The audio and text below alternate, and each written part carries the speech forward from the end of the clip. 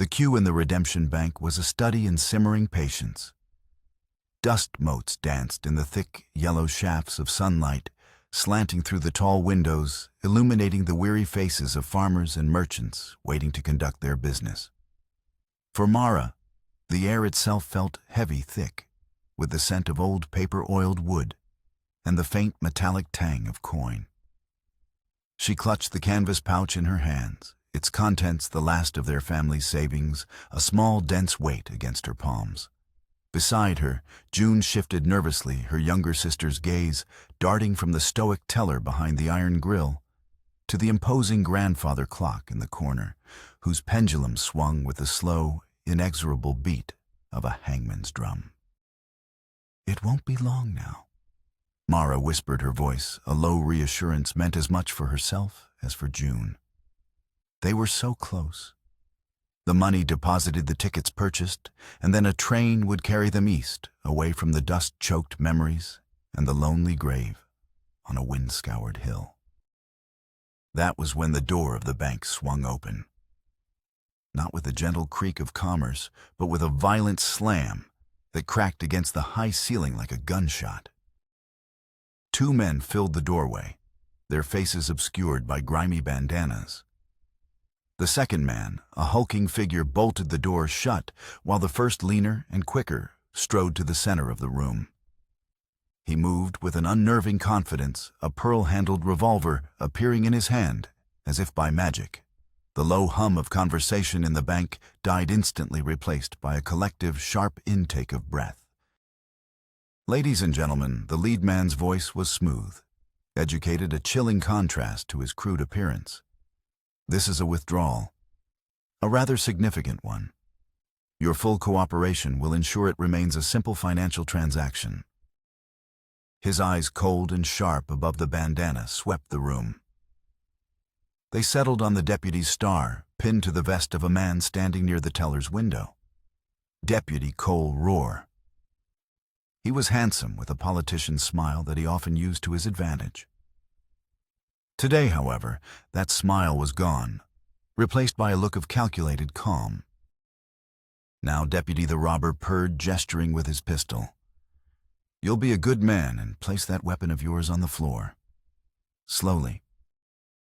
Deputy Cole's hands rose, his face a mask of civic duty.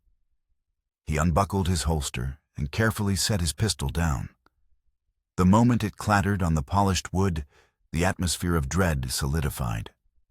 The illusion of safety was shattered. The second robber began moving along the line, stuffing loose bills and coin purses into a large sack. Mara instinctively pulled their savings closer, trying to shrink into herself. But it was the teller who drew the attention of the leader. "The vault, if you please," he commanded. Behind the grill, the bank manager, a portly man named Abernathy, with more pride than sense, puffed out his chest. "You'll get nothing from us, you scoundrel," he blustered, fumbling beneath his desk. The leader sighed, a sound of theatrical disappointment. Heroism, he said to the petrified customers, is so often a fatal miscalculation. Abernathy produced an ancient-looking pistol. He was old and his hands trembled, but his intent was clear. Before he could even aim, the robber's gun barked. The sound was deafening in the enclosed space. Mr. Abernathy crumpled behind the counter with a soft, final groan. A woman screamed, a high-piercing shriek that broke the spell of silence. Chaos erupted. In the confusion, the lead robber vaulted over the counter. He ignored the vault, instead scooping cash from the teller's drawer. Then his eyes fell on Mara. She was frozen, clutching her pouch. He moved toward her, a predator sensing weakness. "That too," he said, his voice a low growl. He snatched the pouch from her grasp.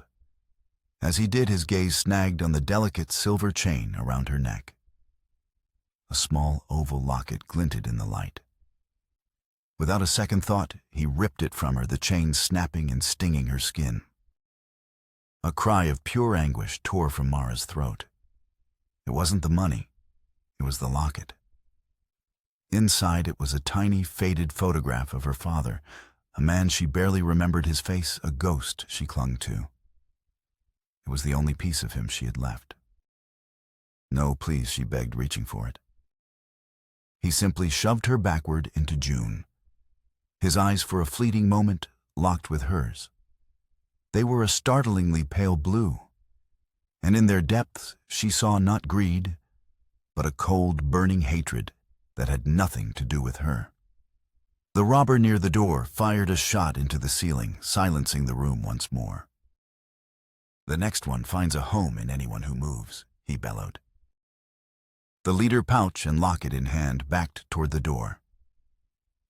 As he passed Deputy Cole, he paused, giving the lawman a look that seemed almost familiar.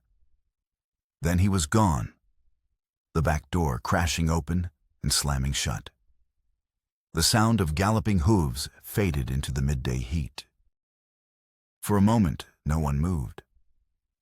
Then June was pulling at Mara's arm. "Mara, we have to go." But Mara was staring at the door, the raw red mark on her neck burning. He had taken everything, not just their future, but her past. A sudden, fierce certainty seized her. She would not let him. Grabbing June's hand, she pulled her toward the side exit, away from the shocked crowd gathering around the fallen manager. They stumbled out into the alley, their minds reeling, driven by a single desperate purpose. They had to get it back. The chase was on, not for money, but for a memory, a last fragile link to a life that had been stolen from them long ago. They ran toward the river, the only landmark they knew, the sound of their own ragged breaths drowned out by the pounding in Mara's ears, a frantic rhythm that screamed one word over and over: "Locket, locket, locket." The prairie sun was a merciless hammer, beating the dust into a fine, choking powder that coated the back of the throat. It hammered the river's surface, turning it into a blinding sheet of molten copper. Mara and June scrambled down the steep, muddy bank, their lungs burning, their legs trembling with exhaustion. They didn't know where the robbers had gone, only that they had to put distance between themselves and the town of redemption.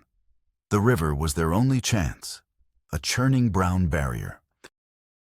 "We have to cross," Mara gasped, pulling a terrified June toward the water. "I can't." June cried, her eyes wide with fear. "It's too fast." "We have no choice." They plunged in. The current was a physical blow, a cold, muscular force that immediately sucked at their legs. Their heavy dresses became waterlogged anchors, dragging them down. Mara fought to keep June's head above the surface, but the river was relentless. It spun them, pulled them under, and threw them against submerged rocks. Pain shot through Mara's side, sharp and electric. Her vision blurred. Above the roar of the water, she thought she heard the distant thunder of hooves circling, hunting. The fear that had propelled her now threatened to drown her. "Don't let him find me." The thought screamed in her mind, a prayer to a God she wasn't sure was listening. "Please?" She saw June's face pale and slack, her lips turning a soft blue. Her sister was fading. With a final desperate surge of adrenaline, Mara shoved June toward the far bank, a shallow, rocky outcrop. Then the river claimed her, pulling her down into its cold, silent embrace. Her last conscious thought was of the pale blue eyes, filled with a hate she could not comprehend. On the grassy ridge overlooking that same stretch of river, a figure appeared as weathered and unyielding as the land itself. Elias McCabe had come to water his horse, a daily ritual in a life defined by them. His ranch was a stubborn island in a sea of dust and silence, the wood of his porch bleached bone-white by a sun that gave no quarter. He was a man who had intentionally built his world with solitude, finding a harsh peace in the vast, empty spaces. What he saw in the river shattered that peace. Two women, one already succumbing to the current, and the other barely clinging to life. He saw their frantic, failing struggle, but more than that, He saw the raw terror in their eyes, a terror that had nothing to do with the water. This was not an accident. This was an escape. Without hesitation, he dropped the reins. His boots hit the shallows with a jarring splash, the cold a shock against his skin. He lunged forward, his powerful frame cutting through the current. "Hold on," he shouted, his voice a gravelly roar against the river's rush.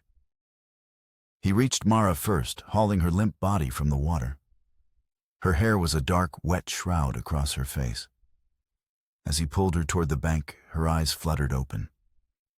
They were glassy, unfocused, but she saw him. Her lips moved, and a whispered plea, ragged and desperate, reached him over the churning water. "Don't let him find me." The word struck him with the force of a physical blow. He had spent years trying to outrun the pleas of the desperate and the dying. He had retired his marshal's star precisely to avoid this kind of trouble. Yet here it was, washed up at his feet. He heaved her onto the grass and went back for the other one, June, who had crawled halfway onto the rocks, coughing up river water, her eyes darting toward the horizon. The sound of hooves grew louder for a moment, then seemed to veer away, fading into the oppressive heat. Elias laid Mara gently on the ground. Her shoulder was torn and bloody, her hip already blooming with a dark bruise. These were not injuries from the river alone. He looked from the two broken girls to the distant curl of smoke rising from the direction of redemption. He had lived long enough to recognize the scent of trouble, and this smelled like a wildfire. June scrambled to her sister's side, clutching her hand. Her tear-filled eyes met Elias's. "Please," she whispered, her voice fragile as spun glass. "Don't let him come here." Elias stared back at the horizon, a muscle working in his cheek, a small, hard knot of resistance. He had built his ranch as a fortress against the world, a place where the ghosts of his past could not reach him. He had sought silence, but the world had just screamed for his help. He lifted the unconscious girl into his arms. She felt as light as a bundle of dry sticks, yet her weight settled on him with the gravity of a promise he hadn't yet agreed to make. This was trouble. The kind he had sworn he was finished with. The kind that never let go once it had you. Tess, the housekeeper, whose presence at the ranch was as constant and essential as the well water, nearly dropped the heavy iron kettle when Elias burst through the door. Her sharp, bird-like eyes took in the scene in an instant, Elias grim-faced and dripping. The younger girl, June, shivering uncontrollably behind him, and the unconscious form of Mara in his arms. Mercy above Elias. She clucked, her voice a mix of exasperation and immediate concern. She set the kettle down with a thud. "What have you dragged in from the river this time?" "Something the river tried to claim." Elias muttered, his voice low and rough. "Something a man wants back." He carried Mara to the worn horsehair sofa near the hearth, laying her down as gently as his calloused hands would allow. "Get blankets. Whiskey for the wounds." Tess needed no further instruction. She moved with an economy of motion born from a lifetime of practicality. Within minutes, June was wrapped in a thick wool blanket, a steaming mug of broth pressed into her trembling hands, her place secured near the comforting warmth of the fire. Tess then turned her attention to Mara, her weathered fingers surprisingly gentle, as she cleaned the gash on her shoulder with a whiskey-soaked rag. Mara winced in her sleep, but didn't wake.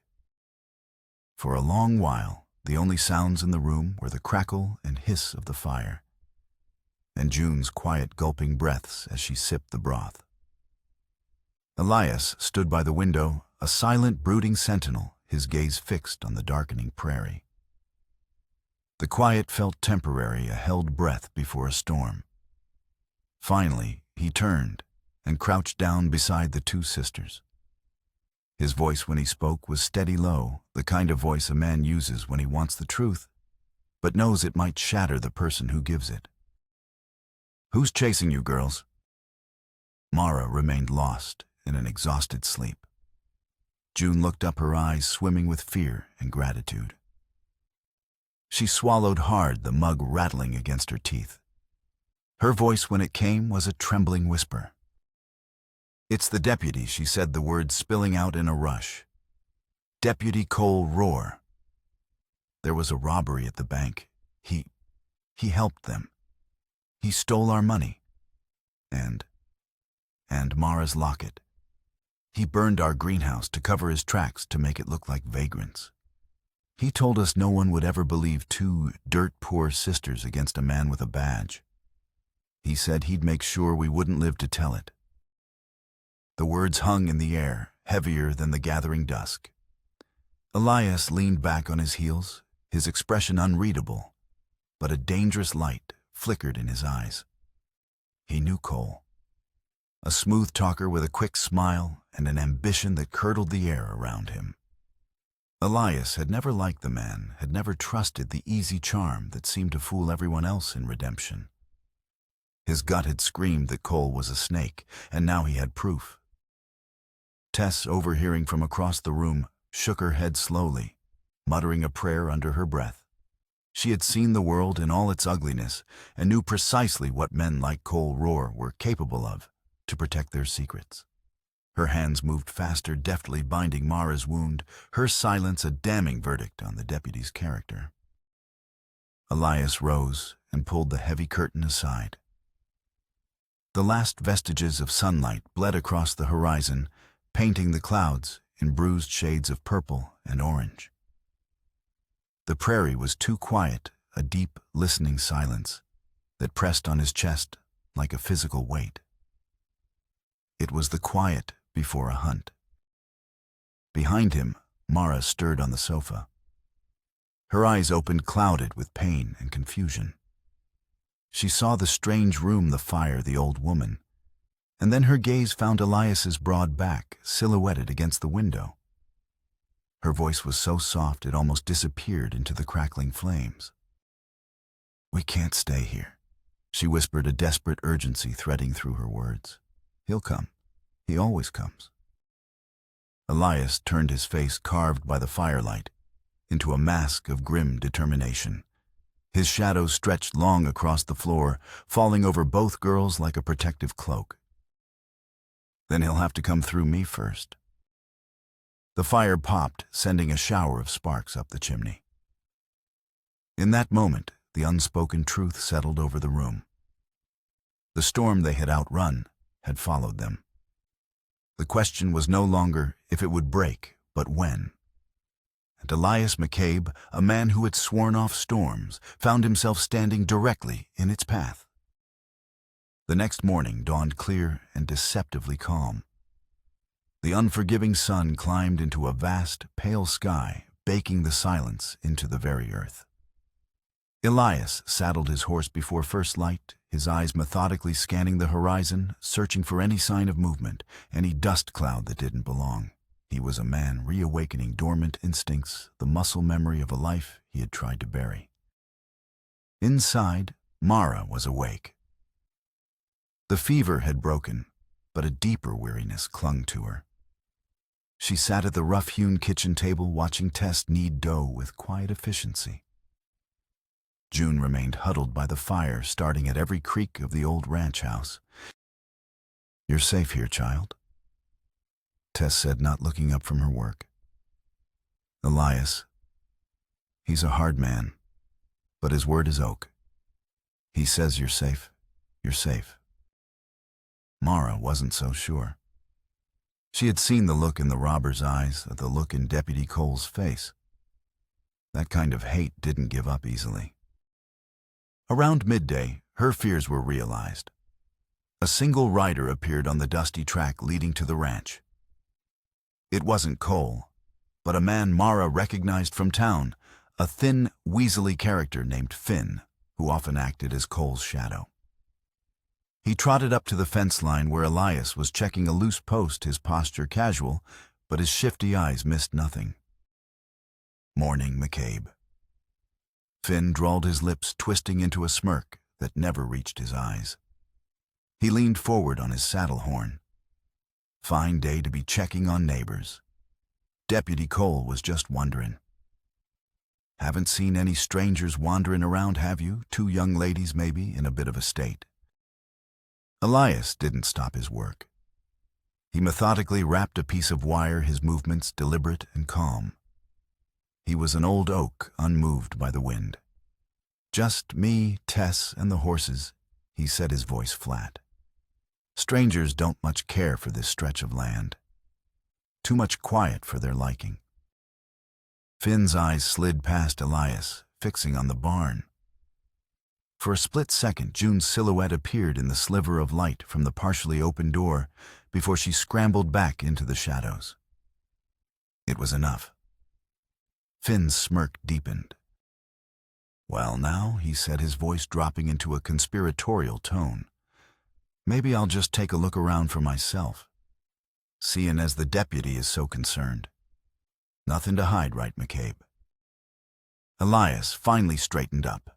He turned his full attention to Finn, and the casual air of a rancher fell away, replaced by the unyielding presence of something far more dangerous. He took a slow step forward, his boots kicking up small puffs of dust. "You'll do your looking somewhere else," he said, his voice plain and steady, but laced with granite. "My property line starts at this fence. You're welcome to ride along it all day. But you cross it, and you'll find my hospitality lacking." A flicker of uncertainty crossed Finn's face. He had heard the stories about the quiet man at the McCabe ranch, whispers of who he used to be. For a long moment, the air crackled with unspoken challenge. Then Finn let out a laugh too loud and forced for the still day. "Just being neighborly," he chirped, tugging hard on his reins. He turned his horse to leave, but before he spurred it into a trot, he leaned down. With a piece of chalk from his pocket, he drew a small crude X on the fence post Elias had just been mending. It was a simple mark, but its meaning was clear. A sign for his kind. We were here. We know. We will be back. Elias watched him disappear over the rise, the dust settling behind him. The X on the fence post seemed to burn in the afternoon sun, a stark white promise of violence. Inside the barn, he could hear June's breathing sharp and panicked. Mara stepped out of the shadows, her face pale but her eyes resolute. "It's starting," she whispered, her voice barely audible. Elias nodded, his jaw tight. "It started yesterday," he corrected her grimly. "This is just the first echo." That night, Elias did not sit by the fire. He took June out to the barn and pressed an old heavy rifle into her hands. "You're not to use this for shooting at a man," he instructed, his voice firm but patient, as he showed her how to load the cartridge. "It kicks like a mule and you'll likely miss. But noise travels. If trouble comes and I'm not here, you fire this into the air. One shot, I'll hear it, and I'll come running." Her hands trembled as she held the cold steel, but she nodded, understanding the grim necessity of the lesson. With Mara, his approach was different. He sensed a different kind of strength in her, a resilience buried beneath the terror. He led her to the corral, where his gelding, a spirited horse named Flint, stamped nervously. He didn't teach her to shoot. He taught her how to calm a spooked animal, how to speak with a steady hand and a low voice. "They feel what you feel," he explained, showing her how to stroke the horse's neck. "Fear, anger. It runs right down your arm into them. But calm. They feel that too. You give them calm, they'll give it back to you." As her hand gentled the nervous horse, a small smile flickered across Mara's face for the first time since the river. It was a tired, fragile thing, but it was there. And for Elias, a man who had forgotten what it felt like to be the cause of a smile, it was reason enough. Later, as the stars spread like a carpet of diamonds across the black velvet sky, they stood in the quiet of the yard. The vastness of the prairie could make a person feel both infinitesimally small and profoundly safe. But Elias knew better. Under that beautiful, indifferent sky, danger was circling, drawing a tighter and tighter perimeter around his small island of solitude. Cole's men would be back, and the next time they came, they wouldn't be sending a scout. They would come for a reckoning. The sun had barely climbed high enough to burn off the morning chill when they came. Cole Rohr rode at the head of the small posse, flanked by Finn and two other hard-faced men whose hands hovered near their sidearms.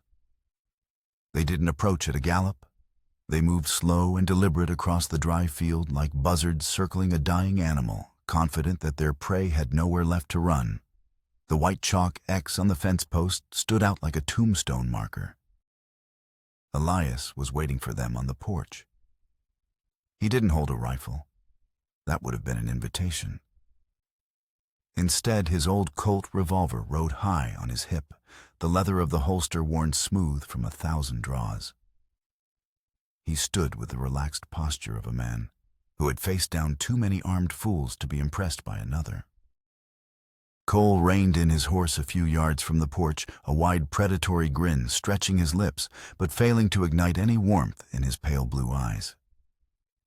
"Morning, Elias," he called out, his voice dripping with false geniality. "I was just telling the boys we heard you might have taken in some company. Thought we'd come check on your welfare. Make sure everything's all right." Elias folded his arms across his chest. "My welfare is my own concern, Cole. This ranch is no saloon. You want a drink or a place to brag, you do it in town." The men behind Cole shifted in their saddles, exchanging uneasy glances. One spat a stream of tobacco juice into the dirt. They knew Elias McCabe's reputation, a man best left alone, but they also knew Cole's temper. Cole's grin tightened, the affability curdling into something mean. "Funny thing," he said, letting his horse take a step closer. "I got an official report. 2 young ladies suspects in the burning of their own property fled town yesterday. Last seen heading for this river. Can't say why a person would do that. Maybe they saw something they shouldn't have. If they came through here, well, Elias, that makes you an accomplice. Harboring fugitives, obstructing justice." Elias let the veiled threats hang in the hot, still air.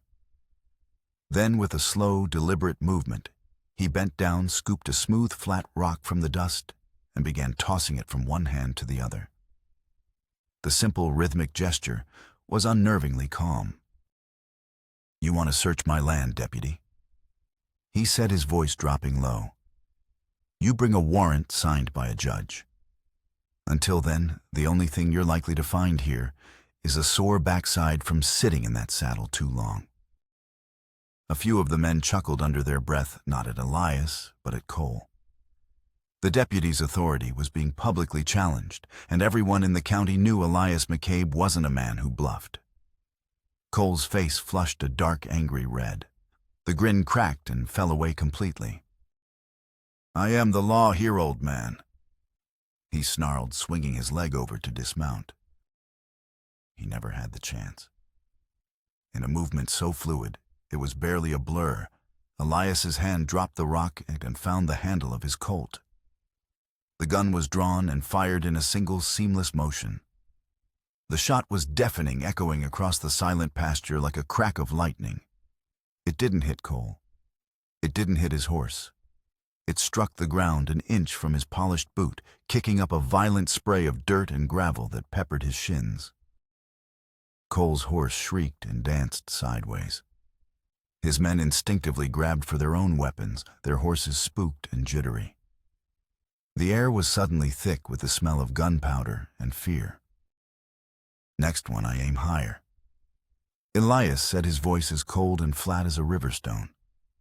The Colt was still leveled steady as a rock in his hand. "You're done here." For a long, tense moment, no one moved. The world seemed to hold its breath.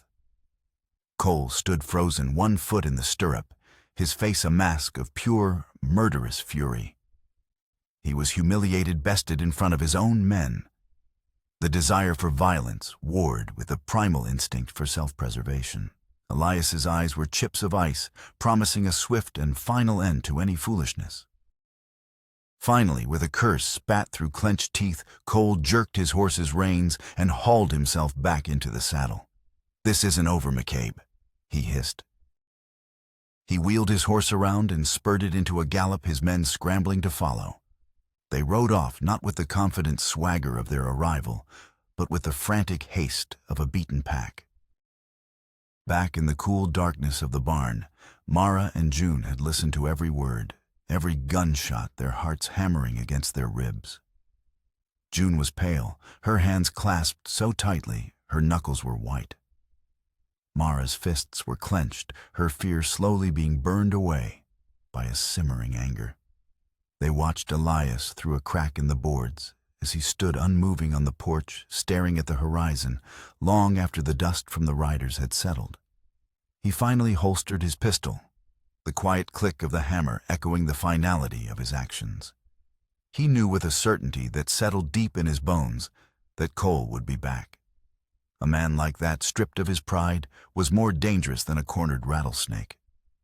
The next time there would be no warning shots. When Cole and his men had vanished over the ridge, a heavy silence descended on the ranch once more. It was no longer the peaceful quiet of solitude, but the tense, waiting quiet of a battlefield between skirmishes. Elias stood on the porch for a long while, his hand resting on the worn butt of his Colt, his mind churning. Cole's threats weren't idle. He would twist the law and vent charges and use his badge as a weapon until he got what he wanted. A direct confrontation had only delayed the inevitable.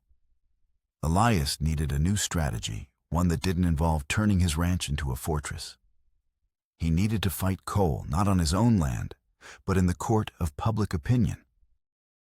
He walked back into the barn, his face set with a new resolve.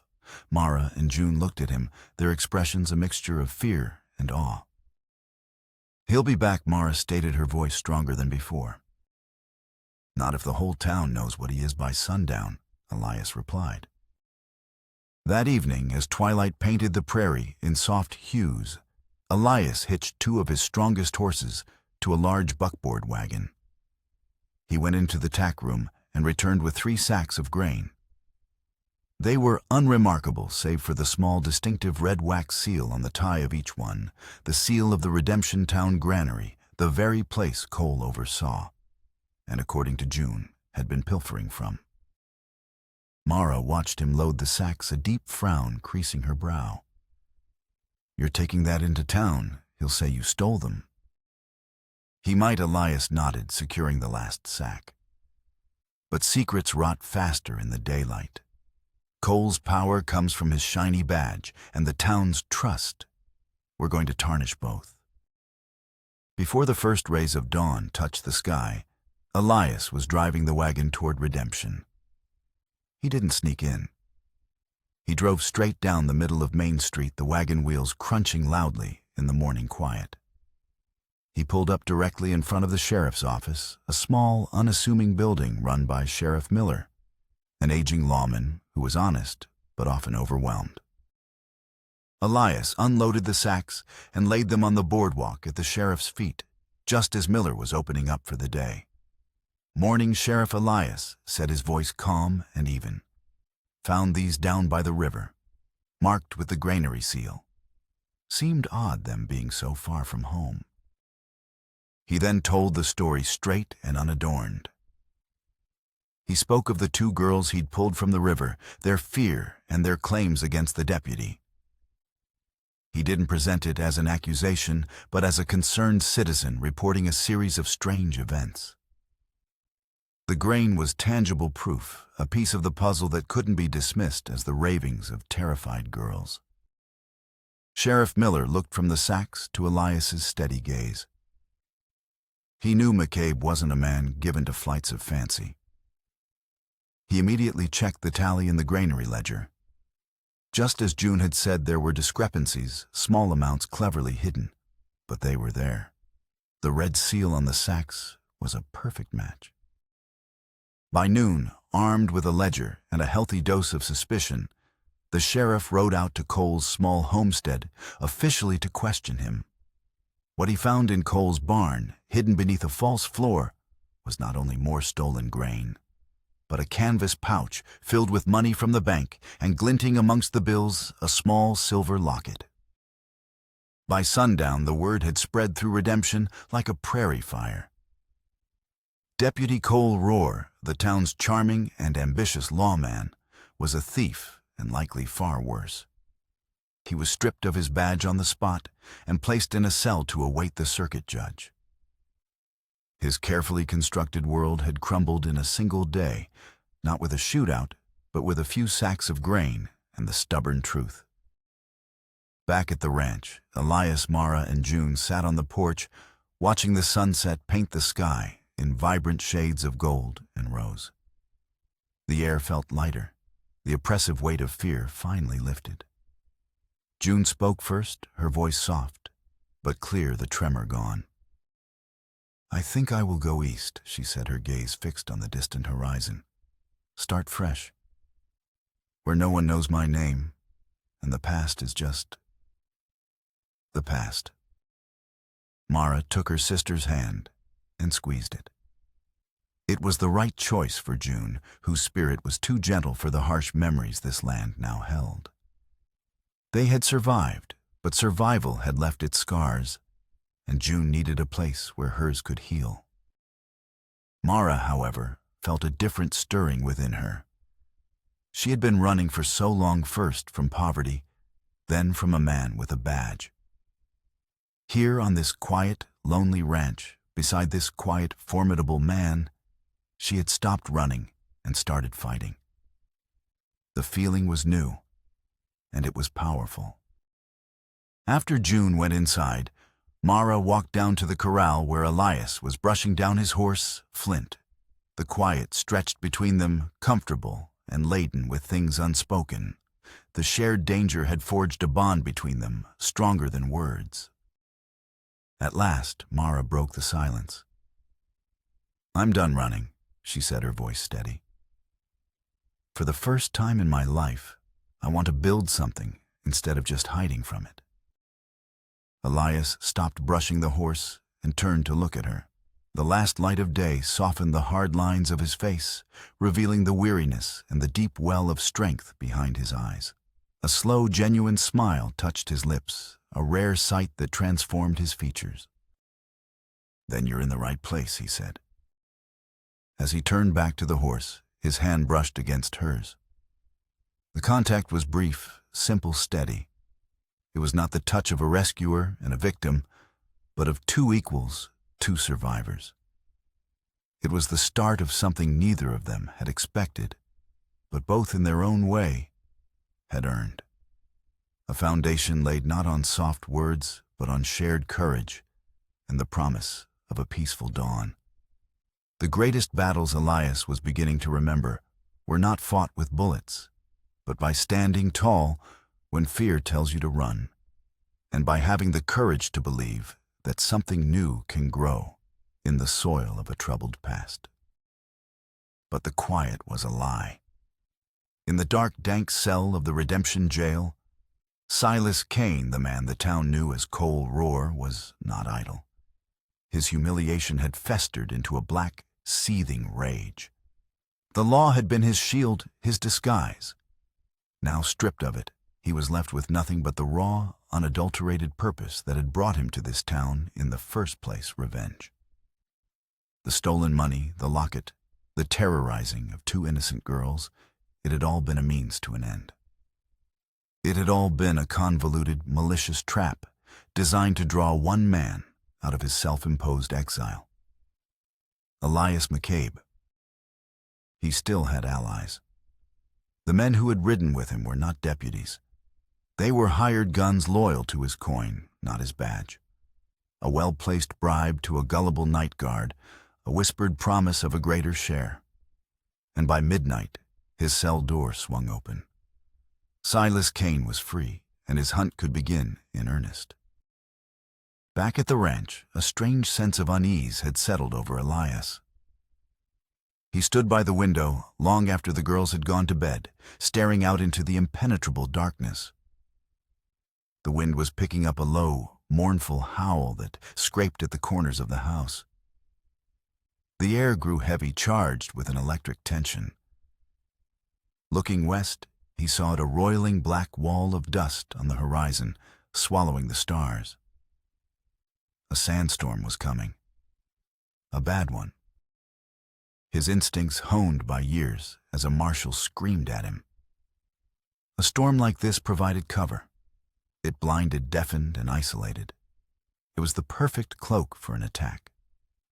Cole, or whatever his real name was, wasn't the kind of man to wait meekly for a judge. He was a predator, and he would use the chaos of the storm to finish what he started.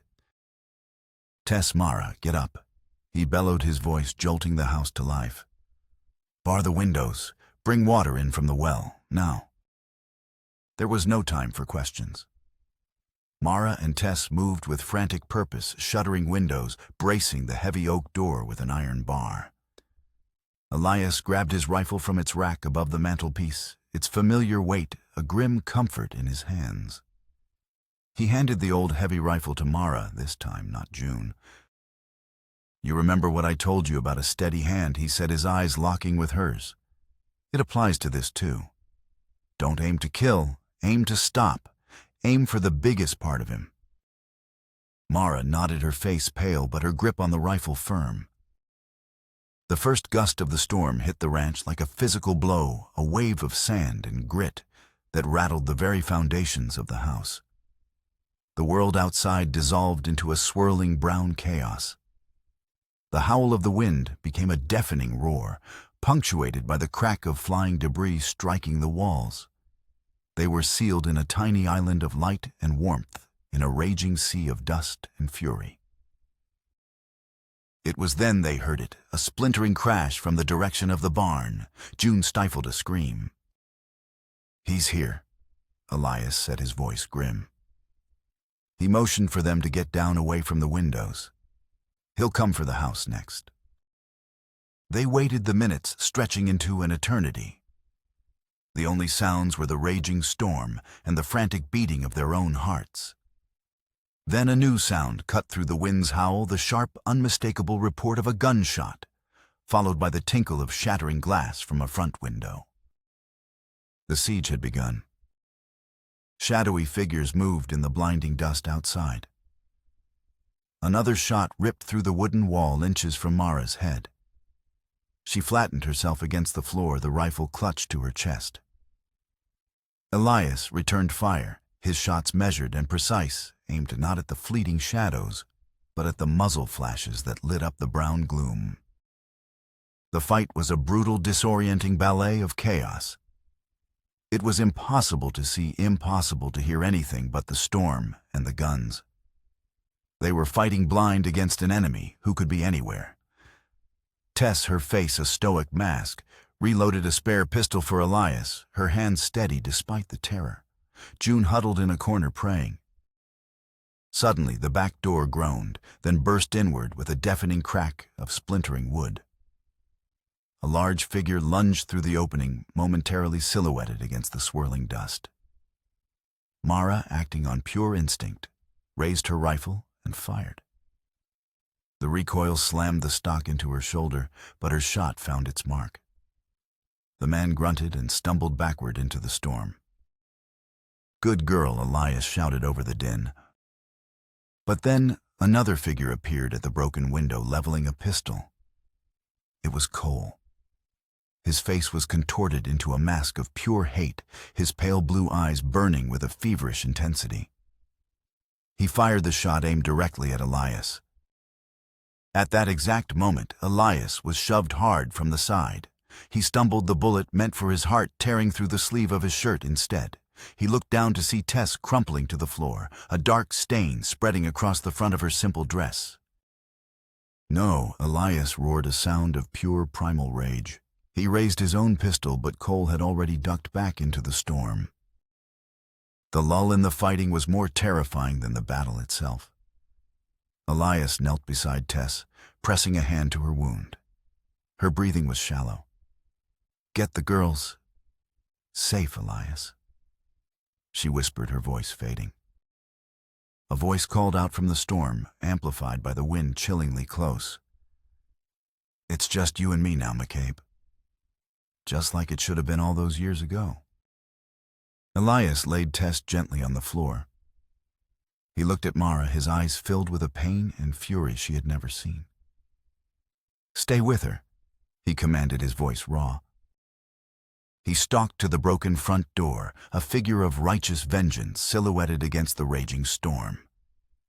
He stepped out onto the porch, into the maelstrom. Come and face me then, you coward, he bellowed into the wind. Cole stepped out of the swirling dust, a wicked grin on his face. You still don't remember, do you, Marshal?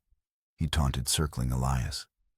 The town of Silver Creek, the ambush at the old tannery. You were so proud that day. Brought down the notorious Kane gang. Elias froze. The name the place had unlocked a dark, bloody memory he had spent a decade trying to forget. A desperate firefight. The face of a young outlaw, barely a man, dying in the dirt, his eyes wide with surprise. You took my brother from me. Cole hissed, his real name finally spoken like a curse. Silas Kane. That was my brother you gunned down. And now I'm going to take everything from you. This home, Your Honor. These girls you've decided to protect. He lunged not with a gun, but a knife, the blade glinting in the chaotic gloom. The fight descended into a brutal close-quarters struggle. They crashed off the porch into the blinding sand, two ghosts battling in a world without sight or sound, driven by decades of pain and hatred. Inside, Mara watched in horror through the broken window. She saw Silas Kane gain the upper hand, his knife raised for a final fatal blow. She raised her rifle again, the sights wavering in her trembling hands. Just then, Silas turned his head, his demonic gaze finding her. And you, he screamed over the storm, his voice cracking with madness. Don't think you're innocent. Your father was no simple farmer. He was a partner in my brother's gang. He was the informant. He sold my brother out to this lawman for a pocketful of silver. He set the trap. You carry the blood of a traitor. The words hit Mara with the force of a physical blow. The locket, her father's memory. It was all a lie. For a split second, her world tilted on its axis. Her finger froze on the trigger. Her father, a betrayer, Elias, the killer of this man's brother. The lines of right and wrong blurred into the brown chaos of the storm. In that moment of hesitation, Silas brought the knife down. But Elias, driven by a will to survive, twisted at the last second. The blade sliced through his arm instead of his heart. Elias roared in pain and slammed his head into Silas's face. The knife clattered to the ground. Mara's mind cleared. Her father's past was his own. Silas Kane's vengeance was his own. But this moment, this was hers. She saw not a lawman or an outlaw, but a good man who had protected them, about to be killed by a madman who had tried to murder them. Justice wasn't about the past. It was about the choice you made right now. She took a steadying breath, aimed for the center of the shadow in front of her, and pulled the trigger. The shot was the final, definitive crack of thunder in the heart of the storm. The sound of the rifle shot seemed to hang in the air, momentarily silencing even the howl of the wind. Through the swirling dust, Silas Kane stiffened. He looked down at his chest, a flicker of surprise in his pale eyes. Before he crumpled to the ground, the fight finally extinguished from him. The storm raged on for another hour, a furious, impotent tantrum. Before its energy finally spent, it began to subside. As dawn broke, it was to a world scrubbed clean and unnervingly quiet. The sun rose into a sky of pale, washed-out blue, illuminating a scene of quiet devastation. The barn door was torn from its hinges. The ranch house was scarred with bullet holes. And on the ground lay the bodies of Silas Kane and his men partially buried by the shifting sands. Inside, the silence was heavy with grief. Elias sat on the floor cradling Tess's head in his lap. She had passed peacefully during the last gasps of the storm. He had failed to protect her, the one person who had stood by him during his long years of isolation. The guilt was a cold, heavy weight in his chest. Mara knelt beside them, her face stained with tears and grime. June huddled under a blanket, her eyes vacant with shock. They were still sitting that way when the riders appeared. Sheriff Miller and a posse. Their progress delayed by the storm, trotted into the yard, and their faces grim as they took in the aftermath. They found Elias, a wounded U.S. Marshal. They thought long retired, surrounded by the bodies of the most wanted gang in the territory, the very men responsible for the bank robbery. The truth pieced together from Elias's terse account and Mara's tearful testimony was laid bare. The heroic Deputy Cole Rohr was exposed for what he truly was: Silas Kane, an outlaw bent on a bloody personal vendetta. In the weeks that followed, a fragile sense of normalcy returned to the ranch. The physical wounds began to heal. Elias's arm was bound tight, and the cuts and bruises faded. But the deeper wounds, the ones carved into their souls, were slower to mend. June was the first to recognize she could not heal there. The land was haunted for her every shadow, holding the memory of the siege, every gust of wind, sounding like the beginning of the storm. One crisp autumn morning, she stood by the wagon Elias had prepared for her journey to the railhead. Her bags were packed, her ticket east secured. "Will you be all right?"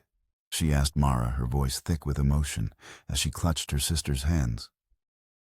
"We'll be all right," Mara answered, her own voice catching. She pulled June into a fierce hug. "Be safe, be happy.